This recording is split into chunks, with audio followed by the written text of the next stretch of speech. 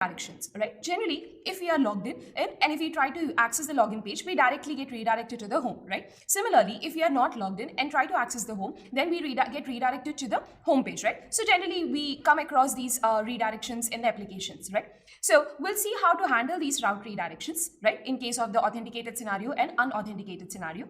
And also, we are going to cover about with router. Okay, so let's get started. To set the code playground for today's session, you need to run this command. Okay, with this, all the necessary resources will get downloaded, and then run npm install. With these, the dependencies will get installed, and then run npm start. Then you'll be able to see the initial output. Okay, clear? So now, coming to the authentication flow, right? In the previous session, we have seen how to make an authentication request to the login API. And then we also have seen how to handle the login API response in case of success, right? We have navigated to the home route. In today's session, we will see how to handle the failure response, and also we'll store the JWT token in case of login success. Okay. So when the server response is a failure response, then we have to display an error message to the user. Okay. So regarding that, let's see the steps involved. So there you can see previously, to understand whether the login API was a success or a failure, we understood with the help of the OK, right? So response.OK, if it is true, it means that the login was a success. In case if it is false, it means that the login was a failure, right? So there you can see we have added else, and then we have written a method on submit failure to which we are passing the error message. So in the data that we get from the response, right? So in that there's a key error message in which the error message will be present. Okay. So we are passing that as an argument to the on submit failure method. And coming to the on submit failure method, so the error message is passed as an argument, and then we are displaying the error message. Okay. So there you can see the output. So the error message is username and password didn't match. Okay. Clear? So let's see these steps involved. Okay. So here you can see this is the initial code, right? So here there are various components present already, right? So right now we are focusing on the login success and failure, which is related to the login form component. So let's go to the index.js of that. So here you can see, right? Previously we have understood about this code, right? So directly we'll go to this particular part. So in case we have submit the form, so this is where we are making the request and handling the response, right? So here if the response.ok is true, it means that the login was successful. So we have called on submit success. So in case if it is false, so then it means that the API was a failure. So I'm going to write else. So here we are going to call a method on submit failure. Okay. So to this particular method, we want to pass the error message. So in the data, in case of failure, we will have a key error message, right? So let's pass that error underscore message. So even if you display this, you'll be able to see the output. So we are passing that error message to this particular method. So now let's write the method. So on submit failure. So for this, the error message will be passed as an argument. So here, now what do we have to do, right? So let's understand that. So firstly, let's see the error message that we get. Okay. So now let's go to here. So this is the initial thing. So let me just inspect the element. Okay. So now firstly, let's try to access the login route. Okay. So here I have to provide a username and a password. So let me provide one. Okay, and coming to the password, so Pranita@2021. Okay, so now if you click on login, so if it's a successful, we are navigating to the home route. So now we are discussing about the failure case, right? So let's see the failure case. Okay, so I'm providing a username, and let's say I've given some wrong password. Okay, so now if I click on login, so here you can see that the API has failed. And then you can see the data here. Okay, so we got the status code and the error message. Okay, so then we are displaying the error message. You can see username and password didn't match. So we got this error message. The next step is we have to display this error message to the user in the UI. Okay, so let's see the step involved. Okay. So we have seen this particular output. So the next thing is we want to show the error message in case of login failure like this, right? Below the login button. So let's see how to do that. Okay. So as we understood, so based on the username and password that we enter, right? So whether the API would be a success or a failure will vary, right? So whether we have to show an error or not will vary over the time. So we have to maintain that in the state, right? So in the state, we are maintaining a show submit error. Initially, we are displaying it as false. And then also the error message that needs to be displayed is also being maintained in the state. Okay, so whether we have to show the submit error or not and the error message that we have to display, we are maintaining these two in the state. Okay, so now we have to update this appropriately in case of login failure, right? So there you can see in on submit failure method, so we are updating the state. So in case of failure, the show submit error should be true and the error message should be displayed. So there you can see. So we have written it there. Okay, so with this, the state has been appropriately updated. So now, so once the state has been updated, so then the render method will be called, where we have to display the error message to the user. So firstly, we have to access this show submit error and error message in the render method. So there you can see from the state we are accessing these two, and then so below the login button, we want to show the error message. So when the show submit error is true, then we have to display the error message. So there you can see we have used the logical AND operator. So within the curly braces, show submit error and. So in case that is true, then we will display this error message. And then there you can see the text is nothing but the error message that we got from the state. Okay, clear? So this is it. Clear? Okay. So let's try these steps. Okay.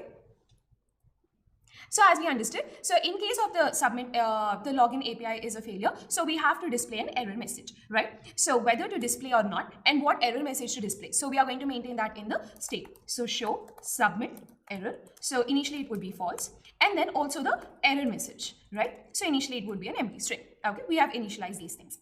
Now, in case of submit failure, we have to update the state. So I'm going to do that using this .setState method.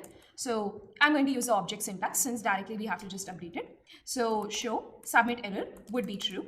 Okay. And then coming to the error message. So it would be nothing but the error message that we got here. Okay. We are using the short syntax. Okay. Clear. So now we have updated this state. So the next step would be, so in the render method, so these are all the different methods. So I'm just going to collapse it.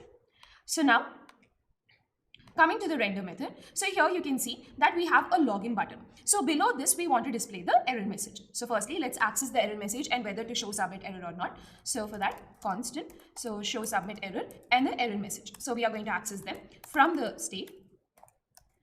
Okay, and then in case if this is true, only then we have to display the error message, right? So let's try the logic involved there. Okay, so if the show submit error is true, only then we have to display the error. So we are going to make use of a paragraph element. So within this, we are going to display the error message. Okay, below this, we would just want a star. So I'm adding that. Okay. So now there's a little bit styling involved for this. So we want it to be red in color like this. So let's write that. So that is nothing but error message. So this is the class name that we are going to apply. Okay, so we have the error message here. So when the show submit error is true, only then we want to display the error message. Okay, so that condition we have written it here. So now let's try this out. So here you can see, so we have the login route. So let me just refresh the application. So now let's enter the details. So now I have given say Pranita and I'm going to give some random password. And then I'm clicking on login, right? So what will happen? Firstly, the login API would be a failure. So you can see that we got an error. So here the styling hasn't been applied. So we didn't use the right class name. Once just have a look at the CSS. So here you can see it's error message. So we have to just use this. So if you just go to the CSS, you can exactly check the class name and you can add it here. Okay. So now again, let's try it out. So here I'm going to give Pranita. And then here in the password, I'm going to give a random one and then login. So it would be a failure. And you can see the message, error message here, right? So username and password didn't match, right? So we got it appropriately, right? Okay. So you can see this, right? We have got this particular output. So in case if you provide a wrong password, you'll be able to see this output, right? So we are done with handling the failure response, right? So the next step is we have to store the JWT token in case of login success. So as we previously understood, when the login request is successful, we will get a JWT token in the HTTP response in this manner, right? So in case the request is successful, then we'll get this JWT token.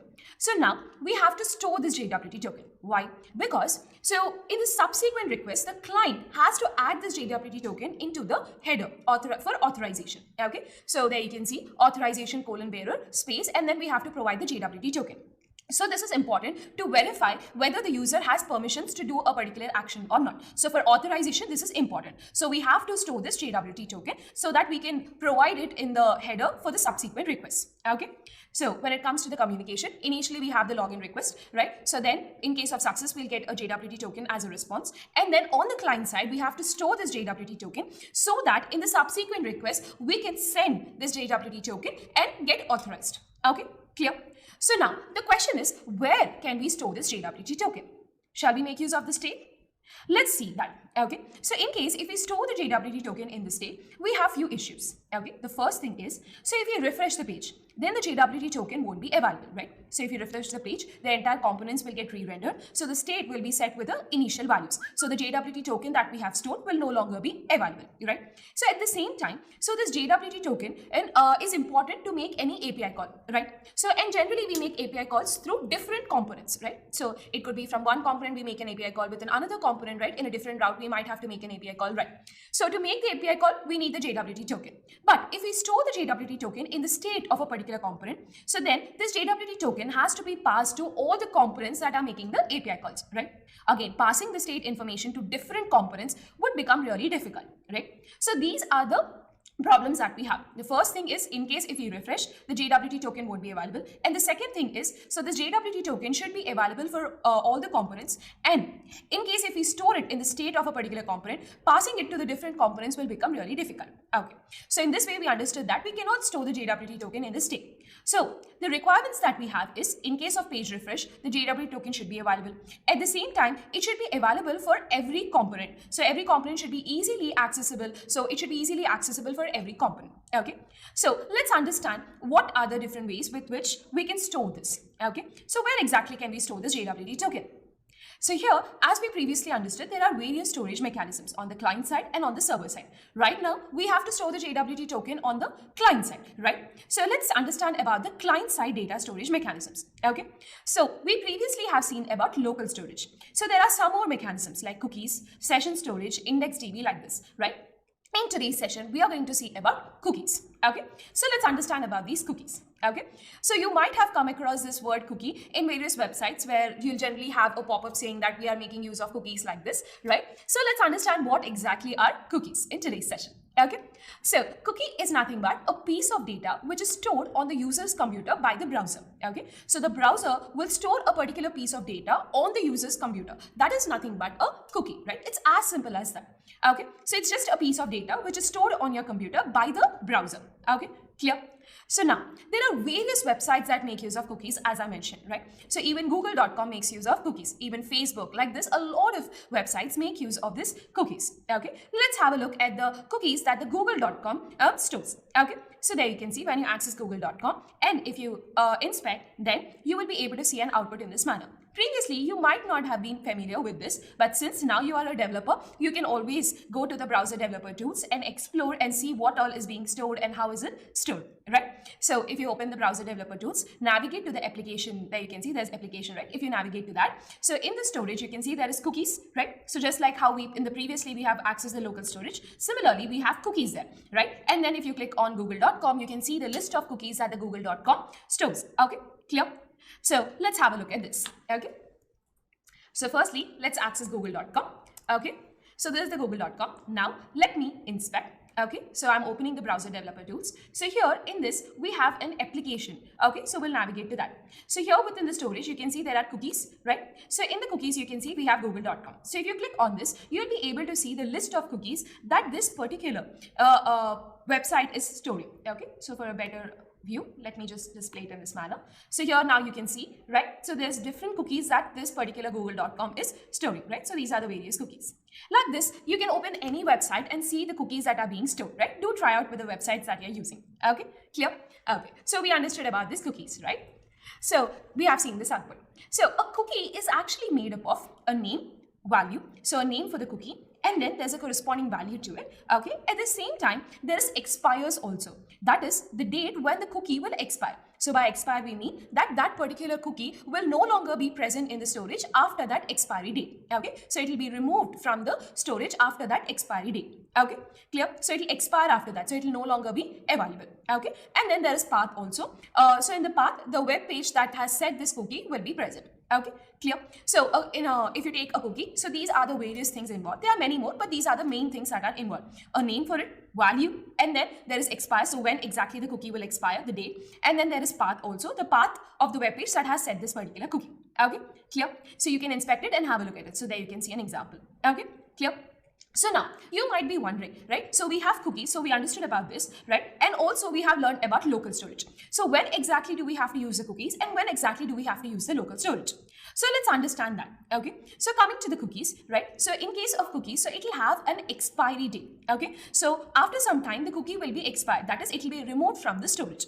Whereas in case of the local storage, there is no expiry in that, okay? So the local storage will always be present. Okay, experience that. So it's very common in the banking application. So say after 15 minutes or 20 minutes, it will expire the particular login that you have done. So it will get expired and again you have to log in. You might have seen a pop-up saying that the session has expired, please log in again in this manner, right? So there, the cookie, they're similar to this JWT token. Some information will be stored regarding your login. So it will expire after a particular duration, say 15 minutes or something like that. So then again you have to log in, which is JS-cookie. So using this, we can read, we can create, we can modify and even delete the cookies. Okay, clear? So now firstly, let's install this particular third-party package. So for that, you need to run this command npm install js-cookie -- save. So with this, that particular package will be installed and will be added to the package.json file. Okay, clear? So let's install this and come back. So here we understood about the cookies, right? So now to create the cookies and all, so we have to firstly make use of a package. Okay, so let's do that. So here in the bottom right corner, I have a toggle button. So clicking on this, you can toggle whether the terminal has to be displayed or not. So I'll make use of this. So now let me install this JS cookie package. So npm install js-cookie, okay, -- save. So with this, the js-cookie package will be installed. So it's being installed. Okay, this is done. So now we have to, I'm just again running the server. Okay, so we are done installing this particular package, right? So let's understand the various methods available here. Okay, so cookies.set is a method using which we can set a cookie. Okay, and then to read a cookie, so you can get it .get. Okay, and then if you want to remove, so .remove is the method. So like this, these are the methods using which we can set a cookie, we can get a cookie, and also we can remove a cookie. Okay, so now coming back to our e-commerce application. So what do we have to do? So in case of the login success, we have to store the JWT token, right? So that in the cookie, so we have to set the cookie with the JWT token. So let's do that step, okay, where we are going to store the JWT token using the cookies. Okay, so for that, so in case of the submit success, right, in case of the login success, the on submit success method is being called. So to which we are going to pass a JWT token as an argument. Okay, so there you can see data.jwt_token. Okay, so then for this, the JWT token will be passed as an argument. Okay, so there you can see now we have to set this JWT token in the cookie. So we have to make use of the JS cookie package, right? So we are importing that particular cookies from JS cookie. Okay, so with this, the cookie will be imported. So now we have to set the cookie, right? So the method involved is cookies.setOf. And we have to provide the cookie name and then the cookie value. And then finally, we have to provide an object in which we are setting the expires time. Okay, so we generally provide it in days. Okay, you can see. So now we want to set the JWT token. So the name that we are providing is JWT token and the corresponding value is present in that argument. And then the expiry that we want to set is say 30 days. So the JWT token will expire in 30 days. Okay, clear? So with this, you'll be able to see an output in this manner. So in the application tab, you will find the JWT token. Okay, clear? Let's try this out. So now we want to store the JWT token, right? So we have to do that. So for that, so firstly, in case of the submit success, we have to do that. So I'm going to the submit form. So we have to pass the JWT token as an argument. So let's do that step first. So for this on submit success, I'm passing the JWT token as the argument. So the JWT token will be present in the data.jwt_token. Okay. So now let's access this on submit success. So the JWT_token will be passed as an argument. So here we use a camel case, so we can read this. So here we have the JWT token now. So now we have to store that in the cookies. So for that, firstly, we need to import the package. So it's cookies is from the JS-cookie. Okay. So now cookies. So as we understood, there are various methods involved to set the cookie. So it's .set. So for this is, we have to pass 3 arguments. The first thing is the name, right? So the name is JWT_token. Coming to the value, it's nothing but the argument that we have passed. So JWT token. So now we also have to send an object. So in which we are going to set the expires. So which is 30. Okay. So we have mentioned this. Okay. With this, the cookie has been set. Okay. Clear? So shall we try this out? Okay. We are done with this, right? Let's go to the app. So let me just refresh. Okay. So let's just go to the application tab. Okay. So now initially you can see that we don't have any cookie with the JWT token as the name, right? So now let's enter a username and password. So we'll enter valid ones so that we'll log in. So Pranita @ 2021. Okay. I'm logging in. So with this, you can see that we have redirected to the home route, and in the particular cookie, so you can see there is JWT token, right? And then the corresponding value. Okay. So this particular cookie has been added. Okay. So we are done with setting the cookie, right? Okay. So we have seen this output, right? Okay. So we are done with all the steps involved in the authentication flow, right? Initially, we have made an authentication request. Then we got the response. So in case of success, we have stored the JWT token and navigated to the home route. In case of failure, we are displaying the error message of redirections. So what do I mean by this? Okay. Generally in the applications, so let's say you have logged in, right? And if you're trying to access the login page, so then you will get redirected to the home route, right? So that's generally common. So the home page will be displayed, right? Similarly, so if you're not authenticated and if you're trying to access the home route, so then you'll get redirected to the login route, right? So there's a very common scenario that we encounter in various applications, right? So now let's achieve these redirections. Okay, so the first scenario is the authenticated scenario. That is, the user is authenticated. There you can see a green tick. It indicates that the user is authenticated and the user is trying to access the login route. So there you can see localhost :3000/login. So he's trying to access this. So in case if he's trying to access the login route and he's already authenticated, then we have to redirect him to the home page, right? The home route. So localhost :3000. So he should be redirected to that. Okay, right? So then in case the token is available, then we have to navigate him to the home route, right? So for that, so firstly, using the cookies, we'll fetch the JWT token cookie. Okay. So if the cookie is present, so then we'll get the cookie value. So in case if the cookie is not present, we will get undefined, right? So now we understood this. Okay. So in our particular authenticated scenario, so if the cookie is present, so we want to redirect from the login route to the home route, right? So let's see how to do that. Okay, so firstly, so in the login form, in that particular component, so that is, so the user is accessing the login route, right? So that means this particular component will come into play. So there, firstly, we are fetching the JWT token. Okay, so in case if it is not undefined, that is there is a JWT token, right? Then we have to redirect to the home route. So let's see how to do that. Okay, so for that, we can make use of the redirect component from the React router DOM. Okay, so here you can see redirect. So this is the component. So we have to provide the path to which we want to redirect. So here in our case, we want to redirect to /, so we'll provide that. Okay, so there you can see. So if the JWT token is not undefined, that is there is a particular value. So then we have to return the redirect component with the path to /. So then the home route will be, we will be redirected to the home route. So there you can see the output. Okay, clear? So let's try this out. So as we understood here, so we are handling the route redirections, right? So in case if the user is trying to access the login, okay, and let's say he's already authenticated. So in such scenarios, so we want to redirect him to the home route, right? So for that, so firstly, we have to check whether the JWT token is present or not. So where do we have to check? In the render method, right? So render is is the method that will be called. So this is where we have to check.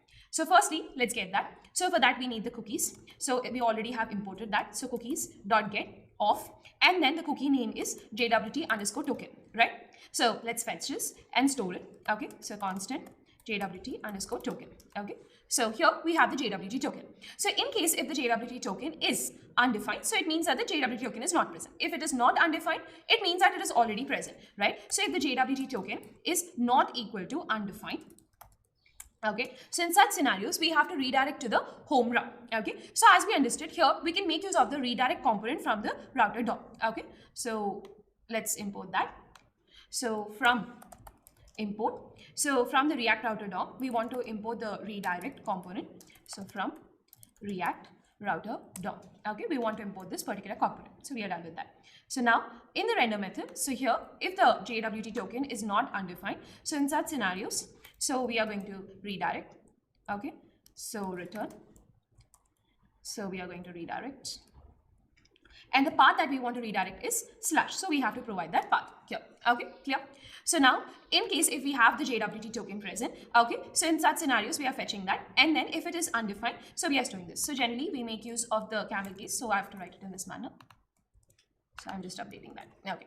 So there you can see now we have the JWT token. If it is not undefined, then we are redirecting it to the home. So there's no need of rendering all of this, right? So we directly have to get redirected to the home. So we are specifying that here. Okay, clear? Now let's try this out. So here you can see already we have a JWT token. So now if you try to access the login, so what do we have? What should happen exactly? The home route should be present. So there you can see. So we got redirected to the home route, right? So if you try to access login, so we are getting redirected to the home route as we expected. Okay. So we have seen that. Okay. So here, now you might be wondering, when do we have to use a redirect component? When do we have to use a history methods? Even using history methods, we can navigate to a different route, right? So now let's understand when exactly we have to use a redirect component and when we have to use a history methods. So generally, we make use of the redirect component when we have to stop the rendering and we have to navigate to a different route, right? To the home route, right? So we have to stop rendering that. There's no need of rendering that, right? So we have to directly go to the home route. In such scenarios, we make use of the redirect component. But whereas, so let's say on a button click, we want to navigate to a particular route, right? Or let's say on a particular success of our API response or like this. So we want to navigate to a particular route. So in such scenarios, which is not dependent on the rendering of the UI, in such scenarios, we can make use of the history methods. When you want to stop the rendering of a particular thing and directly want to go to a different route, use a redirect component. Whereas as on a button click or a particular API success or a failure, in such scenarios, if you want to get navigated to a different route, so then you can make use of the history methods. Okay, you understood the difference, right? Okay, so we understood the authenticated scenario where the user is already authenticated, and if he's trying to access the login, then we are redirecting to the home route. Now let's understand the unauthenticated scenario. So here the user is not authenticated yet, but still he's trying to access the home route. So then what do we have to do? We have to redirect him to the login route, right? So if the user is not authenticated and if he's trying to access the home route, then we have to navigate to the login route, right? So now let's add this particular logic. Okay, so as we have seen, if the user is trying to access the home route, so the logic of this should be added in the home route, right? So here you can see in the home component, so we are getting the JWT token. If the JWT token is undefined, so then we have to redirect to the login route, right? So there you can see. So in case if the JWT token is undefined, we are redirecting it to the login route. So path is /login. Okay, so now you can test this by removing the particular JWT token from the storage. So there is a into button there on the top. You can see if you click on this, the JWT token will be removed from the cookies. Okay, so then if you try to access the home route, so then you will get redirected to the login. Okay, so there you can see. So if you try to access the home, then you will get redirected to the login. Okay, we'll be able to see that out. Okay, so shall we try this out? Okay. So now let's implement the unauthenticated scenario. Okay, so for that, so the logic should be in the home route, right? So let's go to the home route. So because the user is trying to access the home route, so the home route, so this particular home a render method will be called, right? So this is actually a functional component, so directly this particular function will be called. Okay, there's no render method here, so directly this will be called. So here for this particular method we have to add some logic, right? So let's do that. So firstly, so since here we have to return this, so I'm going to add that. Okay, so now coming to this particular one, so we have to access the JWT token from the cookies. So cookies, so dot get off, and then we have to provide the name, which is JWT underscore token. So firstly we need to import this. So let's do that. Okay, so import, so cookies from JS cookie. Okay, so this will get the JWT token. If the JWT token is undefined, that is, there is no JWT token defined. Okay, so there is no JWT token in the cookies. So then what do we have to do? We have to redirect it to the login route, right? So in case if the JWT token is not present, only then we have to redirect to the login route. So for that, so for redirect, since here this rendering should stop. Okay, and then we have to directly move to the login route. So that's the reason we'll make use of the redirect component. Okay, so redirect from the React router DOM. So from this we are going to get the redirect. Okay, so and coming to the path, so the path that we want to redirect is login, right? So we'll specify the /login. Okay, so in case if the JWT token is undefined, so then we will get we are going to return this particular redirect component, so that this will go to the login route. So in case if the JWT token is already present, so then the home component will be rendered, right? Okay, so now we are done with this particular thing. So now let's test this. So now if you access the /login, so now we are rightly in home, right? So if you access the home, so we still have the home because in the cookies we have the JWT token. So now to test this particular unauthenticated scenario, we have to remove this from the particular cookies, right? So here on the top there is an into button. So if you click on this, so the JWT token is now removed. So that means that the user is not authenticated, right? So now if we try to access this home route, right, so what do we have to do? We have to log into the login route, and it has been appropriately redirected, right? So if you try to access the home, so you'll get redirected to this login route. Okay, clear? So now let's provide a valid username and password. Pranita@2021, and then now if I log in, so there you can see, right, now I have navigated the home route. Now again if I try to access the home, so it will be present. So still we are getting home because the JWT token is present, because it's an authenticated scenario. Okay, clear? So with this we are done with handling the route redirections, right? Okay, so we have seen this particular output, right? So now let's proceed further and add logout functionality. Okay, so let's see how to add this. Okay, so here you can see in the home route on the top there is a logout button.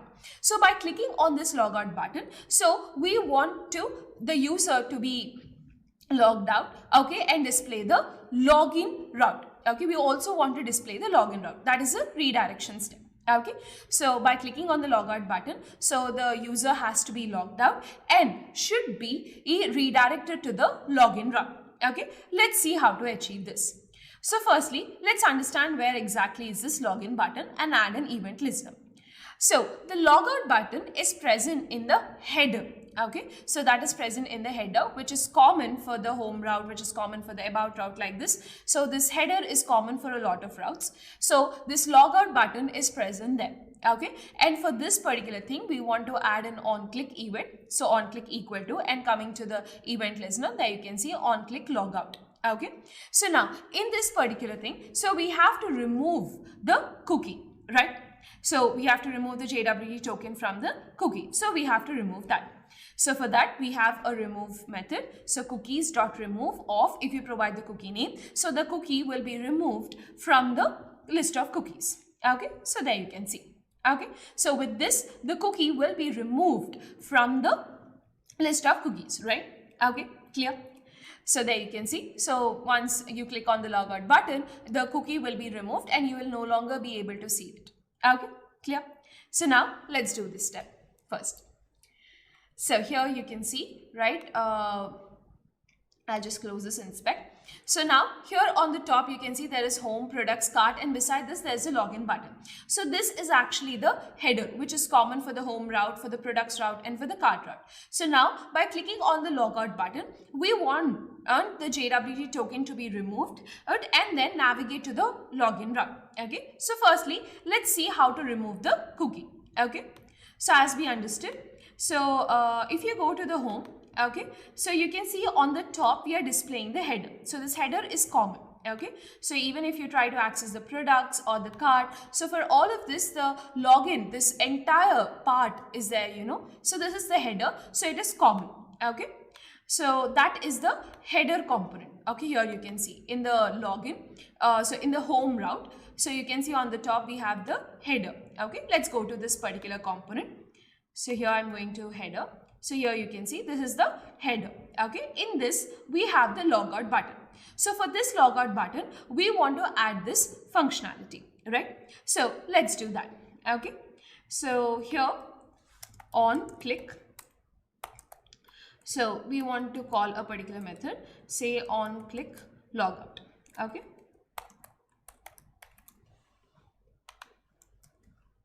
so here I'm going to write this method. So here within this, so firstly we are writing some functionality. So let me just write this. So I'm just converting this into a block of code, right? So now here we have to add this particular on click logout, right? So constant on click logout. Okay, so it's an arrow function, so we are writing that here. Okay, so now within this we have to remove the cookie. So for that, so firstly we'll import the cookies from the JS cookie package. So now, so in the cookies we have a method cookies.remove. using which we can remove a particular cookie. So the cookie that we want to remove is the JWT token. Okay, so with this the cookie will be removed. Okay, clear? Now let's try this out. So let me just do inspect. Okay, so now let's go to application. Okay, so here you can see we have a JWT token and a value here on the top, right? So now if you click on logout, okay, so this particular cookie has to be removed. So now let's just refresh and you can see that we no longer have the JWT token available, right? So because we have removed it from the cookie. Okay, clear? So we are done with achieving this, right? So the next step would be, so once the JWT token has been removed, so the user has to get navigated to the login route, right? So let's see how to do that. Okay, so for that, to navigate them into this, okay, so by on a button click, we want to go to a different path. So what do we have to use? The history methods, right? So for that, we need the history object. Okay, so generally, how will the history object be available? Because the React router, so will pass that as an additional prop to the component. So when we make use of the route, then the history object will be passed as a prop to that particular component. But whereas here, to make use of the history object, so we are actually in the header, and the header is not rendered based on the route, right? But we need the history object. So how do we access it? So for that, we can make use of with router. So with router is a component that is available. So with router is a function that the React router DOM provides. Using this is if you export a particular component, so then the history object will be available. Okay, so what did we understand? So here we have to make use of the history methods in the header component, but the header component is not rendered based on the route. So the route is not rendering the header component. So the history object will be not passed as the additional props, but still we need it. So how do we achieve it? With the help of with router function provided by the React router DOM. So if you export a component using with router, then the history object will be passed as props to that particular component. Okay, so we can make use of that. So for this particular header, so we want the history object. So that's the reason. So we are going to make use of with router, and when we are exporting, we are going to make use of this with router function. So with this, the history object will be passed as a prop to the header. Okay, so now we can make use of the props. Okay, the props will be passed as an argument to this. This is a functional component, so that's the reason we have props there. And then if you try to access the history, there you can see. So now if you do history.replace and provide the path, which is /login, then we will be appropriately navigate to the login route. Okay, so there you can see the output. So we are in the home. On clicking on logout, so we got navigated to the login route. Okay, clear? Let's try this out. So removing the JWT token step is done. So now the next step would be is we have to get redirected to the login route, right? So we are right now in the header. So here we have to redirect to the login route. But here for the navigation to a different path, so we have two options. One is redirect component. Another one is history methods. So when do we use redirect? When we have to stop rendering. So that is not the case here. So in case of a button click, we have to make use of the history methods. So here we actually need the history object. So how do we access that? So as we previously understood, so when we make use of the route, only then the history object will be passed as an additional prop to this particular components, right? Whereas we exactly need the history object in the header. Where is the header being rendered? So in the home, so the header is being rendered in this manner, right? So this is actually not being rendered using the route, right? So then how the history object will be not passed as an argument, right? So now what shall we do? Okay, so as we understood, there is a with router which is provided by the React router DOM. So using this, we can actually, if you export a particular component using this with router function in this manner, so then the history object will be passed as a prop. Okay, so this the props, this is a functional component, so props will be passed as an argument, and then using this props you can actually access the history object. Okay, so history equal to props. Okay, So now we have the history object. So the next thing is we have to use history dot. So either we use push or replace. So here in our case, we want to use replace. So history dot replace off, and coming to the path, it is /login. Okay, clear? So we are done with it. So now let's try this out. So there you can see we are right now in login. Okay, so let me just log in first.